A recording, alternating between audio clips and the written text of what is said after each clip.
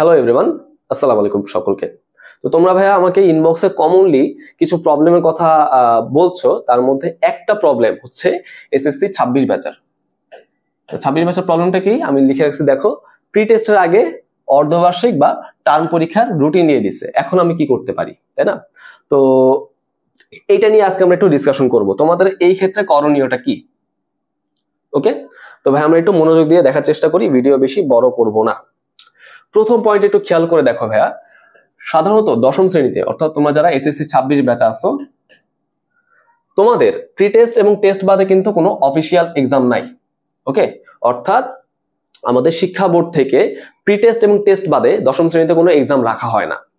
তাহলে এই যে বলতেছে স্কুল থেকে যে মে মাসের মধ্যে বা জুন মাসের মধ্যে অর্ধবার্ষিক পরীক্ষা হবে, টার্ম ফাইনাল পরীক্ষা হবে, এগুলো আসলে কি?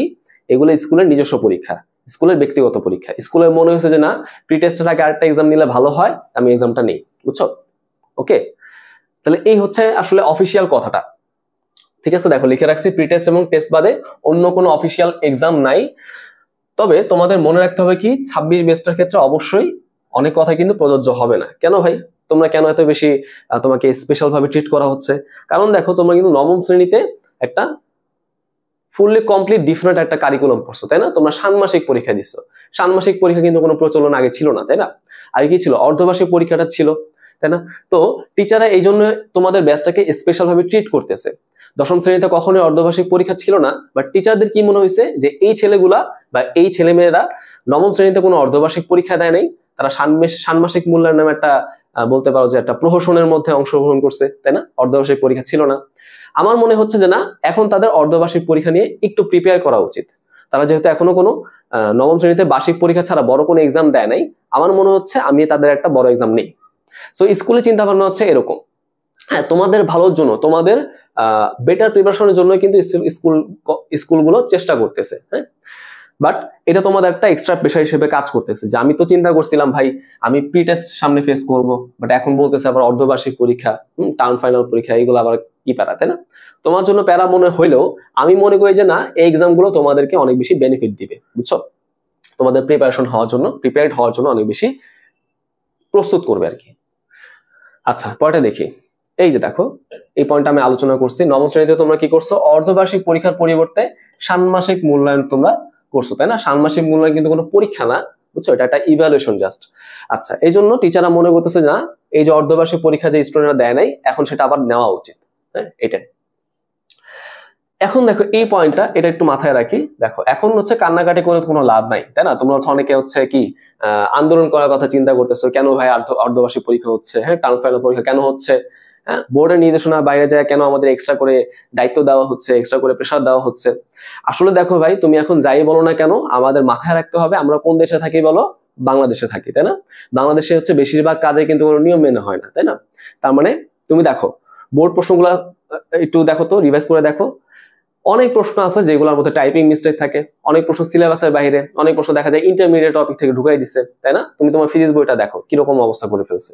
তার মানে মনে রাখবা ভাই, আমরা এমন একটা দেশে থাকি যে দেশের মধ্যে নিয়মের কোনো বালাই নেই। ওকে, তার মানে এই দেশে যখন যেটা করতেছে আমাদের সেই জিনিসের সাথে, সেই স্টেপটার সাথে খাপ খাওয়াই নিতে হবে, বুঝছো? অভিযোজিত হইতে হবে, বুঝছো? ওটার সাথে ইন্টিগ্রেটেড হয়ে যেতে হবে, মানায় নিতে হবে। ওকে, তাই তুমি এই যে কান্নাকাটি করতেছো, হতাশ হচ্ছ, এত প্রেশার কেন, এগুলো এখন বন্ধ করতে হবে।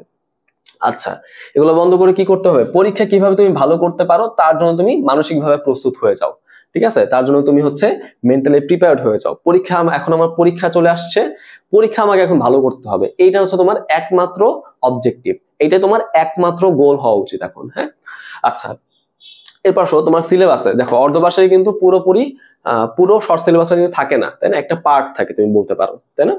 আচ্ছা, তো তুমি দেখো তোমার সিলেবাসে কোন কোন চ্যাপ্টার গুলো আছে এবং সেই চ্যাপ্টার গুলোর মধ্যে কোন কোন চ্যাপ্টার গুলো তোমার পড়া হয়ে গেছে, তাই না? যেগুলো পড়া হয়ে গেছে সেগুলো তো ভালোই, বাট যেগুলো হয় নাই সেগুলো তুমি হচ্ছে আগে পড়ে শেষ করবা, তাই না? ধরো কেমিস্ট্রির মধ্যে 6টা চ্যাপ্টার আছে, আমি তোমাকে কেমিস্ট্রি এক্সাম্পল দিয়ে বলি কোন কোন চ্যাপ্টার আছে। ধরো 3 আছে, হ্যাঁ 3 আছে, 4 আছে, 5, 6, 7 আর ধরো হচ্ছে 11, তাই না? ধরো তুমি এখন আমাদের প্রিমিয়াম কোর্সে আছো, তো আমরা তো হচ্ছে 3 পড়াই ফেলছি, 4 পড়াই ফেলছি, তাই না? 6 পড়াচ্ছি, সামনের রাউন্ডে আমরা 5, 7, 11 পড়বো। তো ধরো হচ্ছে তুমি 3টা চ্যাপ্টার পড়ছো, তাই না? এখন তুমি দেখলে কি তোমার অর্ধবার্ষিক পরীক্ষার মধ্যে কি কি আছে? 3 আছে, 4 আছে, 5 আছে, 6 আছে, তাই না? তুমি তিনটা চ্যাপ্টার কিন্তু অলরেডি পড়ে ফেলছো, তোমার কাজ কিন্তু অনেকখানি শেষ। তোমার জাস্ট এখন এই যে চ্যাপ্টার 5 এটা তোমাকে একটু আলাদা করে পড়তে হবে, তাই না? তাহলে তোমার যেটা বাকি থাকলো ভাই, তুমি সেটা আগে পড়ে শেষ করো, তারপর তুমি রিভিশনের দিকে যাও। ওকে, মনে থাকবে তো? আচ্ছা, পূর্ণাঙ্গভাবে যদি সম্ভব নাও হয় তাহলে কি করবা? চ্যাপ্টারে জাস্ট গুরুত্বপূর্ণ টপিক গুলো পড়ে যাও, তাই না? ধরো তুমি কি করলা, চ্যাপ্টার 6টা হয়তো তুমি পড়ো নাই, ওকে, হইতে পারে তুমি পড়ো নাই, তাহলে তুমি কি করবা? চ্যাপ্টার 6 থেকে কি কি প্রশ্ন আসতে পারে, হ্যাঁ, সাজেশন গুলো একটু জেনে নাও। যেমন ধরো চ্যাপ্টার 6 থেকে মোলের হিসাবটা আসে, তারপর ধরো হচ্ছে আমাদের আণবিক সংকেত, স্থূল সংকেত, এই হিসাবটা আসে, উৎপাদন শতকরা পরিমাণ, লিমিটিং বিক্রিয়ক, এই কয়টা টপিকের মধ্যে কিন্তু ঘুরে ফেরা অঙ্ক দেয়। তা আমি যদি পূর্ণাঙ্গভাবে এই টপিকগুলো বুঝতে নাও পারি, তুমি কি করবা? তুমি অবস্থা বুঝে ব্যবস্থা নিবা। তুমি শুধুমাত্র গুরুত্বপূর্ণ টপিকগুলো দেখবা, সেই টপিকের ফর্মুলাগুলো মুখস্থ করে নিবা, সেখান থেকে বিগত বছরের প্রশ্নগুলা সমাধান করে ফেলবা, ঠিক আছে? বিগত বছরের প্রশ্নগুলা সলভ করে ফেলবা, তাইলে কিন্তু তোমার একটা মোটামুটি প্রিপারেশন হয়ে যাবে, তুমি পরীক্ষার জন্য প্রিপেয়ার্ড হয়ে যাবা। বুঝতে পারছো বিষয়টা? এই পয়েন্টটা কি বলছে আমরা দেখি তো। আমাদের চ্যানেলে যদি তোমার সিলেবাসের সব চ্যাপ্টার লেকচার আপলোড করা না থাকে, সেই ক্ষেত্রে তুমি কি করবা? সেই ক্ষেত্রে তুমি আমাদের ফেসবুক গ্রুপে আসবা, ফেসবুক গ্রুপে আমাদের হচ্ছে জানাই দিবা যে ভাই আমার এই চ্যাপ্টারটা পরীক্ষায় আছে, বাট এই চ্যাপ্টারটা আপনার এখনো করার নাই, এখন আমাদের করণীয়টা কি? ফেসবুক গ্রুপে আমাদের জানাবা, ইউটিউবে কমেন্ট সেকশনে জানাতে পারো। তাহলে তোমার যে বাকি থাকা যে চ্যাপ্টারগুলো আছে, যেগুলোর উপর এখন আমরা লেকচার আপলোড করা শুরু করে নেই, সেই চ্যাপ্টারগুলোর উপর আমরা কি করব? 100% শিওর সাজেশন তোমাদের দিয়ে দেওয়ার চেষ্টা করব, ঠিক আছে? আমরা এত বছর ধরে পোলাপান পড়াচ্ছি, আমরা কিন্তু জানি যে কোন চ্যাপ্টারের কোন টপিকগুলো থেকে প্রশ্ন আসাটা বলতে পারো যে সবচেয়ে বেশি প্রেডিক্টেবল, তাই না? সেরকম ভাবে আমি তোমাদের একটা টপিক ওয়াইজ সাজেশন দিয়ে দিব, তোমরা হচ্ছে সেই সাজেশন টপিকগুলা দেখে যে মোটামুটি একটা প্রিপারেশন নিতে পারবা, ঠিক আছে? সো ফেসবুক গ্রুপের লিংকটা তোমরা হচ্ছে ইউটিউবে প্রথম কমেন্টে, পিন করা কমেন্টে পেয়ে যাবে ইনশাআল্লাহ। তো সেটা নিয়ে তোমাদের ভাবনা চিন্তা করার কোনো কারণ নেই। ওকে, তাহলে এই তোমাদের যাদের হচ্ছে প্রিটেস্টের আগে অন্য কোনো এক্সাম আছে, তোমরা কি করবা ভাই? প্যানিকড হবা না, বুঝছো? প্যানিকড হবা না, হতাশা হওয়ার আর কোনো কারণ নাই, হ্যাঁ, ফ্রাস্ট্রেটেড হওয়ার কিন্তু কোনো কারণ নাই, কান্নাকাটি করা যাবে না, বুঝতে পারছো? প্রথমে মেন্টালি প্রিপেয়ার্ড হও, মনে রাখতে হবে ভাই এটা আমরা আমাদের সুন্দর দেশ, সোনার দেশ বাংলাদেশ, এখানে আমাদের এইভাবে করেই খাপ খাওয়াই নিতে হবে, তাই না? ইনশাল্লাহ তোমরা যদি আমার কথাগুলো ফলো করে এখন প্রিপারেশন নেওয়া শুরু করো, অর্ধবার্ষিক হোক, টার্ম ফাইনাল হোক, কোনো এক্সামই তোমার জন্য কঠিন লাগবে না।